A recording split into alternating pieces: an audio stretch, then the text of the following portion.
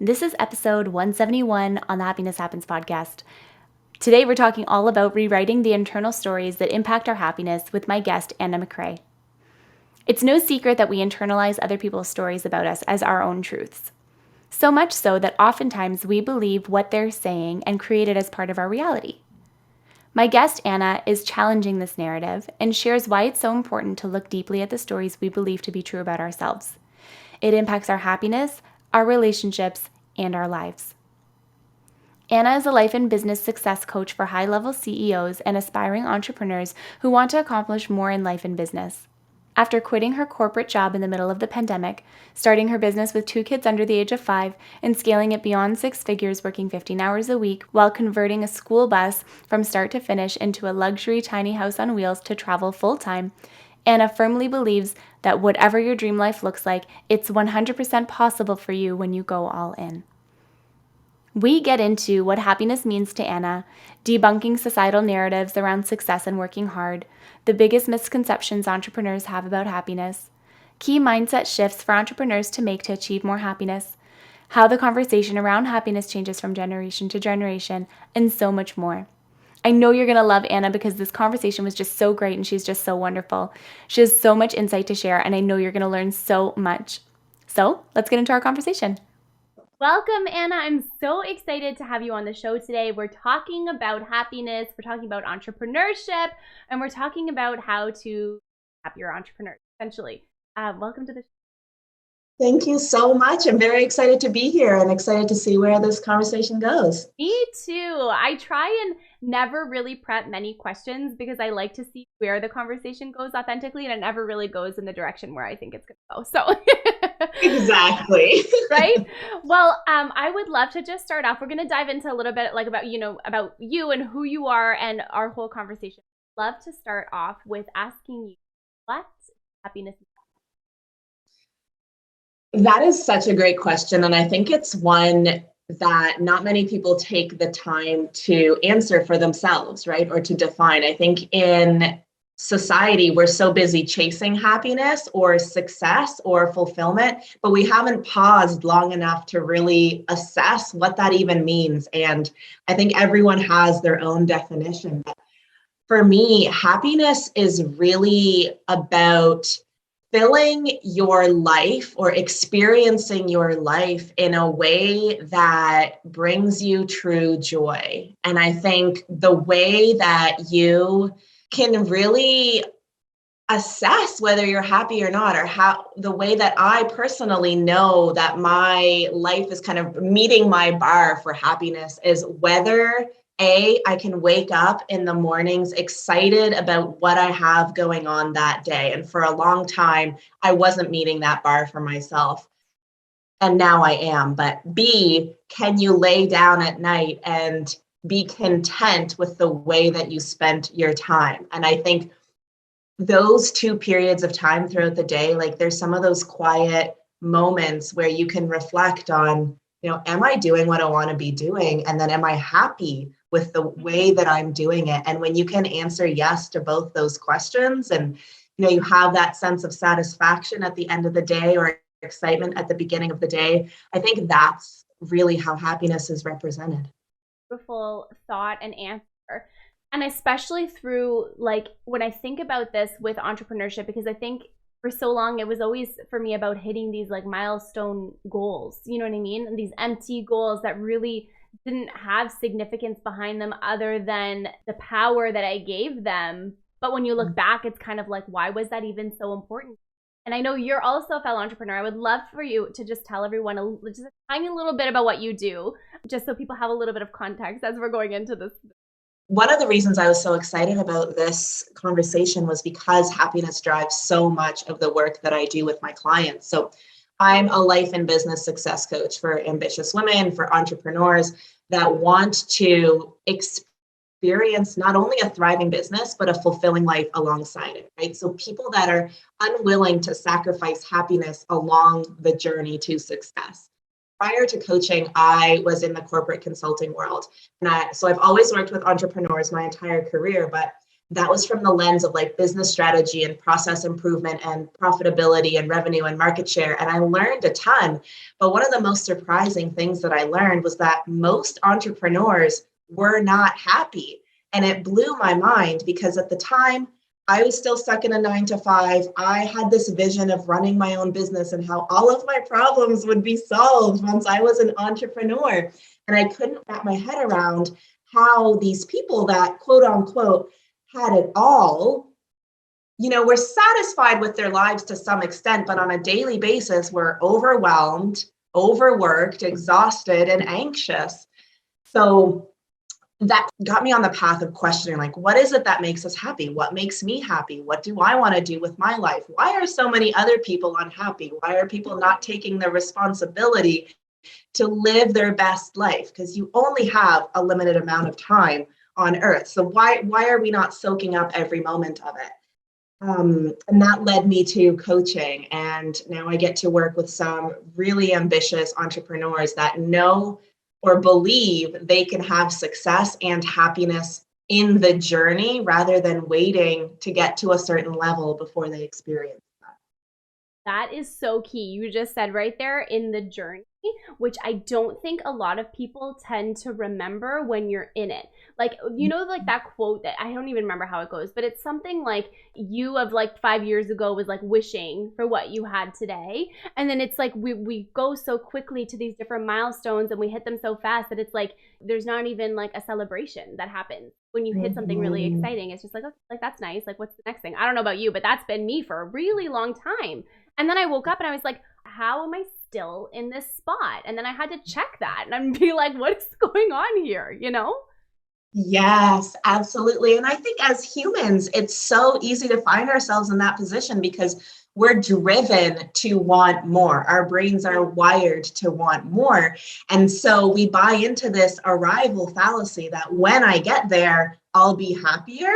And it's never the case, right? I can totally relate to you as well. I remember thinking like when my business makes its first $1,000, I'm going to be so happy, right? And then that changed so quickly to when it makes its first 100K. And then even when we hit 100K, immediately it was like, okay, well, that's great, but how about $250,000? That'd be nice, right? And you just keep raising the bar.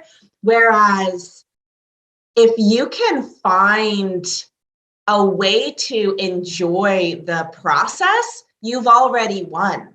And then all of the outcomes, all of the results, they're just gravy on top. But if you spend your life chasing happiness, you're not going to notice that it's walking right out your front door. That's so true. And do you think that it's because I have my own opinions on this, but I would love to hear yours. Do you think that it's because of all of the messaging? Do you find that like there's some people online that are trying to like build a business and you just go, and you're like doing all these techniques and you're doing all this different stuff. But I feel like it's a false perception of what entrepreneurship is. Like your business is so much more than the content you put. You know what I mean? Like when you look at entrepreneurship through like the impact that it's different, And I feel like not every entrepreneur gets to know that for like right off the bat. And I think that a lot of that is driven from the conversation that happens online that you have to make, dollars in your first year. Like what kind of unrealistic, sure, it can be done for some people, absolutely. But that's not for every single entrepreneur out there, Yeah, absolutely. And I think social media really just bombards you with messages that you would have heard in the real world, quote unquote, anyway, right? Like there's so many societal narratives around, you are, how much money you make is how successful you are, or how hard you work is how worthy you are. Like we're constantly, based on our upbringing, based on our life experiences, based on the people we surrounded ourselves with in our community and our parents and our peers, we pick up these stories and these narratives and they shape how we see the world, right? They shape how we filter the information coming at us. And I feel like with social media, there is so much information coming at you constantly with every post, every scroll, you're getting a new opinion. You're getting someone else's opinion that's not your own. And so they collectively form your opinion. but it's not really yours, right? It's the collective opinion. And if you haven't taken time to define for yourself what success looks like, you're never going to be satisfied, no matter whose standards you live up to, because they're not your own.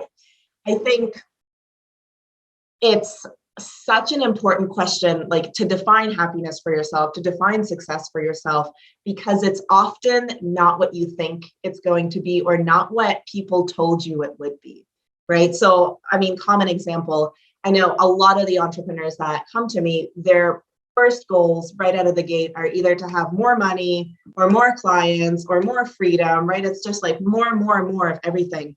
Money is a big one, I feel like, especially for entrepreneurs, but really all humans in general. And no matter how many times the multi-billionaires post on social media that, money can't buy happiness and you really have to focus on happiness first as the key driver of your success, it's like that message doesn't sink in until you experience it, because all you see around you is people hustling and grinding to achieve some sort of outcome that's supposed to make them happier, rather than focusing on what's actually going to make them happy right now, which is so different than what we expect it would be. That is so true. You said so many amazing things in there. And I think that all of it is so valuable because it's true. It's hard to know that there's a different perspective or way if you don't have that awareness that there's a different perspective or a different way. What would you say through your work? What would you say is like the biggest, biggest misconception that entrepreneurs having about happiness? I mean, the top one that comes to mind is that once I make more money, I'll be happier. Right. And it's true that we as humans have a core need of security, of stability. Like that is true. That's where that desire for more money comes from, right?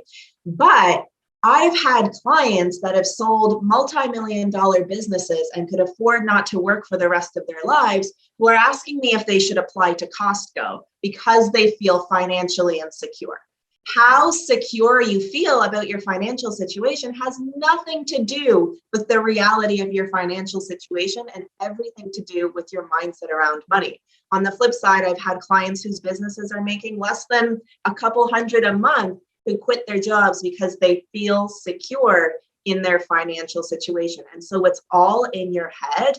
And I know that we expect that the amount of money in our bank account is what's going to make us feel happy or what's going to make us feel secure. And even when you're planning as an entrepreneur, you're setting goals or you're doing strategy, it's all under this umbrella of hitting a certain financial target, because that's what we've been conditioned to believe in a capitalist society represents success. But if you stop and think about it, like for me, success is, am I challenging myself on a regular basis in my business? Not did I land the client or, did I make X money? It's did I do the hard thing? Did I show up when I didn't feel like it? Did I act in alignment with my values? And those are all things I have control over. And so then the journey is filled with so much more happiness, contentment, joy, and you're just along for the ride, versus when you're pinning your happiness on something that's outside of your control, you're giving all of your power away. I think that's the biggest misconception for entrepreneurs is that more money is going to make me happier. It's literally not. It will literally not make a difference, because I feel exactly the same way I do right now running a 6-figure business as I did when my business made its first $1,000.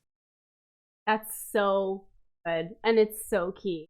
And I'm glad that you brought that up, because I think that a lot of the time money is very tied to happiness. I think that people think that when you have more money, you'll be more worthy, more valuable, happier, and all of these different things. But I also think too that like it takes a long time, sometimes, not all the time, for people to develop the awareness that you can find happiness within, and that I feel like those different types of happiness are not the same. Like the happiness you get from something external versus the happiness that you get from something internal, to me, in my own opinion, they feel different. You know what I mean? Because like external, like, okay, if you hit a really amazing goal that you set for yourself, and like I'm a fan of like plan your goals, set your intentions, like, have somewhere, know where you want to go. Totally a fan of that. But when you get there, like, what does that feel like? That can feel like, so much confidence and excitement and gratitude and all these different things. Whereas like, and pride, you know what I mean? Which is the same. You can have the same feelings when you buy like a really nice car that you wanted.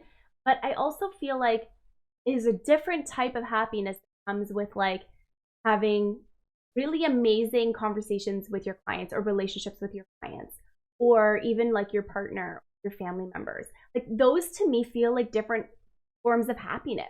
Yeah, I would totally agree. And I think it kind of brings us back to something you said earlier in the conversation around, having this list of goals that were kind of empty, right? You were just ticking the box. And I know I'm really fond of Brene Brown's work, and she has this concept of, your ingredient list for joy and meaning. And it's literally like the 20 things that just make you happy for whatever reason. Having a cup of coffee while the sun rises, taking your dog for a walk, making a really great meal with your partner. Little things that genuinely bring you joy in the moment. But so often we don't even have that list for ourselves. We just have the list of external accomplishments that we want to achieve, right? Get the promotion or land another client or hit the next level in your business, whatever it is. And I think that list feels more like checking off a box. And that list comes from, trying to prove something to someone that isn't you, trying to appear a certain way or maintain a certain perception. And it's kind of nice, right? Like no one doesn't want more money and more clients and hitting the next level. But once you get there, like you said, it feels a little bit empty because it's not actually the thing that makes you happy. What makes us happy, what drives fulfillment, at least from my perspective, is, in part overcoming the challenges that it takes to get where you want to go, not actually getting to the place, but having grown as a person and stretched to the edge of your comfort zone and shown yourself what you're capable of in the journey to get there. And so often, entrepreneurs will say, or anyone will say, I wish this was easier. I wish I didn't have to do so much or work so hard. If only clients fell from the sky, I'd be so much happier. No, if clients fell from the sky, you would be bored out of your mind because your fulfillment comes from solving the problems that are put in front of you and showing yourself what you're capable of. So I totally agree. It's like when you select goals that are based on who you are, where you're at, where you actually want to go, and you work towards those, they're so much more powerful and satisfying in the long term than hitting someone else's benchmark of 6 figures or 7 figures or whatever it is. Yeah, I totally agree with you. And as you were saying that, I kept thinking to myself, what you said earlier about when clients first come to you, they either want like more time, more money, more freedom, more whatever. But I think that people want those things, but they don't know what those things actually represent in their lives. Like, okay, you want more money, but why? You know what I mean? Like, you want more freedom for what? You want more time to go where? You know what I mean? And so it's kind of like really getting down to like, what does that time give you back in your life? And how do you want to spend it with a loved one or something like that? Or maybe you don't want to commute an hour each day and you'd rather take that hour and a workout in the, you know what I mean? It's like, what is that representation? And what is the specific thing that you're trying to achieve? It's the feeling, I think, but it's also, I think, more than that. Yeah, absolutely. And I love when people take the time to define that because then they have the realization that, wow, I could actually do 80% of these things without hitting this arbitrary goal I've set for myself. I don't need more money to go have dinner with my family more often. I could actually do that now, and I'm not. And that's where you get into the root of the issue of what are the mindsets, what are the thoughts or beliefs that you hold that are preventing you from already living the life that you want? Where are you just postponing your happiness? That's so good. I'm glad that you said the mindset piece because I would love to tap into a little bit some of the biggest mindset shifts that entrepreneurs need or should. I keep saying should, but like maybe would consider making in their lives to have a happier life. Yeah, it can be really powerful to examine the beliefs or the automatic thoughts that you have about your business, about your life, and see whether or not they're serving you in pursuit of what you're trying to create. And this can be really hard to do for yourself. Like, it's why I think coaching is so powerful, is because your brain just resists self-reflection. It wants to protect its identity and its thoughts and its little box, right? For the same reason that you can't really tickle yourself. Like, you need that outside perspective, but a really great way to get started is just by intentionally looking at, anytime I'm unhappy, or anytime I wish I was further along, or anytime I want something to be different, anytime I feel that resistance or that fear, what's underneath that? And usually there's a belief that is outdated or that was never yours to begin with. And if you can reframe it, it subtly affects your actions and decisions on a daily level. And those actions and decisions, they snowball into the life that you find yourself in. So a big one around the topic of money, right? I need to make more money to be happy. Or I just need to make more money, period. Like, so often we're driving with this automatic thought that that's just true.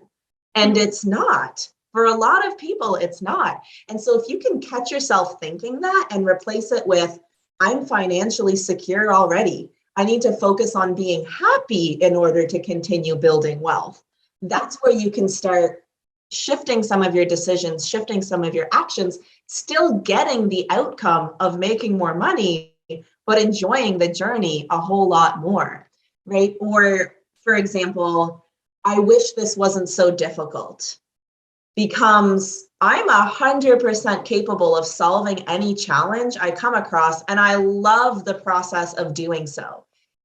You can see, like, even when you say those words or think that thought, how when you approach life from, I wish this wasn't so friggin' hard, to, hey, I can do anything and I'm about to solve this problem, your energy shifts and what you're prepared to do shifts and how consistently you show up shifts. And that's what gets you the result. Another big one's around time, right? I wish I had more time. How many times do we say that in the run of a day? If you can shift that to, I am so grateful that I get to spend my time doing work that fulfills me. You're not going to change the amount of time in the day, but you can be so much more grateful and happy with what you get to do with your time, knowing the to-do list will never end and not pinning your happiness on the to-do list being non-existent, right? One more I would say is around accomplishment or success or achievement, right? So you'll often think or hear, when I achieve or complete this or that, I'll be so much happier. You can really shift that to, I get to feel happy right now, even though my to-do list will never end. And so those simple thoughts, I mean, it's simple. The process is simple, right? Identify the belief that you're having that's causing your unhappiness or causing your frustration. Reflect on whether or not it's even true. And is there a different perspective you can look at it from? And if there is, pick a thought that's actually going to be helpful in getting you where you want to go. It's simple, but it's not easy, right? Your brain has had so many decades of hardwiring these automatic thoughts. So you're naturally going to feel more comfortable thinking what you've always thought, but that's exactly what's keeping you stuck or exactly what's keeping you feeling the way you are. So if you want to change that, it starts inside your own head. That is so good. I love those little mini shifts that we can make. The stories that you tell our, like that we tell ourselves, and are they even true? Is it true for you, or is it something that maybe somebody else has put into your mind that has to be true for you, or maybe something you've seen from somebody else that has to be true for you? And I think that, we create our lives in such a way that's aligned, obviously, with what we know, but more so with like what we've experienced. You know what I mean? Like, only seen something done one specific way, you're not going to know that there's a different way to do it. Yeah. What you were talking about with the to-do list really hit for me because it's true. Like, my to-do list is never ending. It is, I have a service-based business. Okay. There's always something to do. If it's not something for a client, it's something for myself. It's something for my own business, something for my team, whatever it is. It never ends. And so I had to make that shift of being, because I was like, oh my goodness, like, this is very overwhelming, right? When you have so many things going on all the time. And it's like, I've never really been, like when you like over glorify being busy, like I'm so, I've never been like that because I'm just, busy, but you still make time for the things that you love. And I think that's a little bit of the difference, right? You choose a different way of approaching it, exactly like you said. And you literally hit the nail on the head when you said that, because it's true. Like, you get to spend your time doing all, make that list feel so daunting, and find the gratitude of living, which I think is the whole purpose anyways, because why would we not do that, Yeah, absolutely. And I mean, I think we can all totally relate to that, especially as entrepreneurs or ambitious women. Like, you're never going to run out of ideas or things that you want to do, whether they're professional or personal or whatever. And I think where we trap ourselves is assuming that our happiness exists when we do all the things. And that if the things are left undone, then, we're failing in some way, or we're leaving some amount of happiness on the table, etc.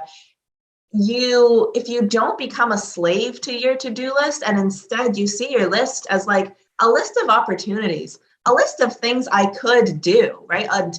A list of things I get to do when I choose to prioritize that in my day, it becomes so much less constricting, because to-do lists can be so constricting, right? It's like I wake up and every hour of my day has already been planned out for me, and where is my life going, right?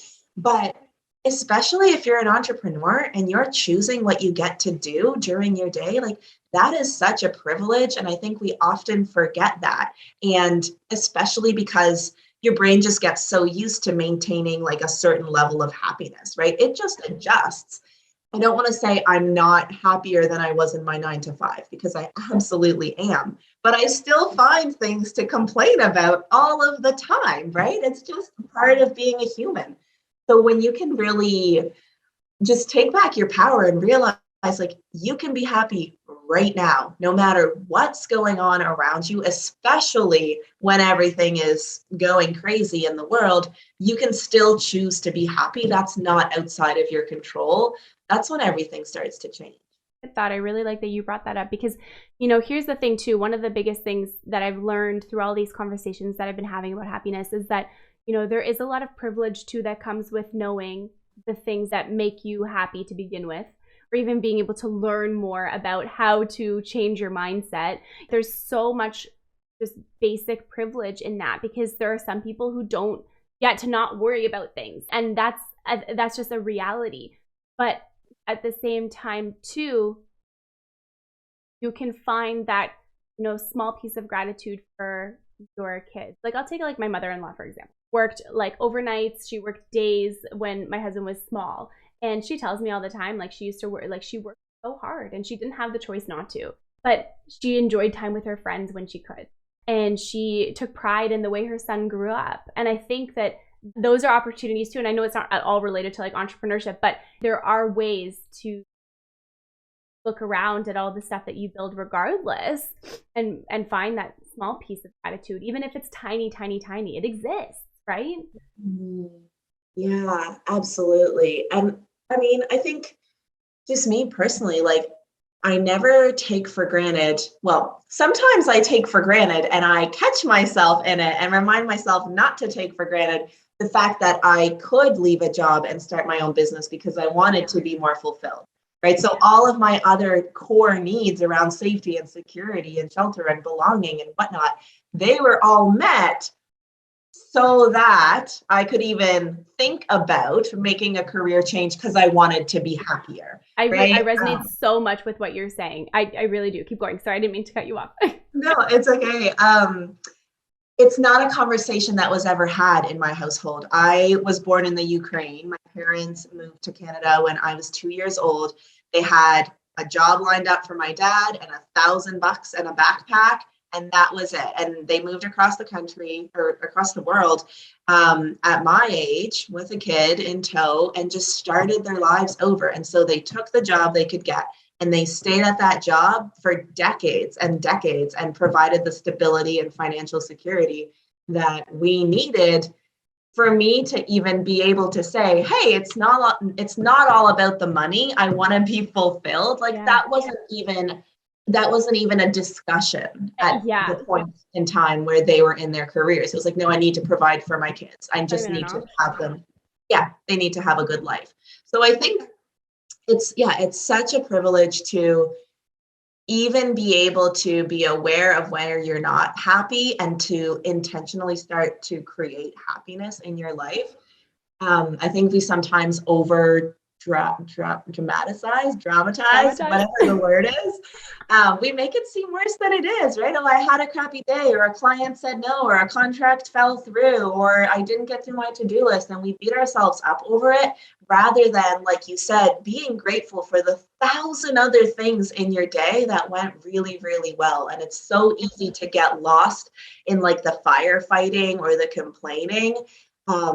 And it takes a lot of practice to develop that mindset where no matter what happens in the day, you realize how friggin' lucky you are.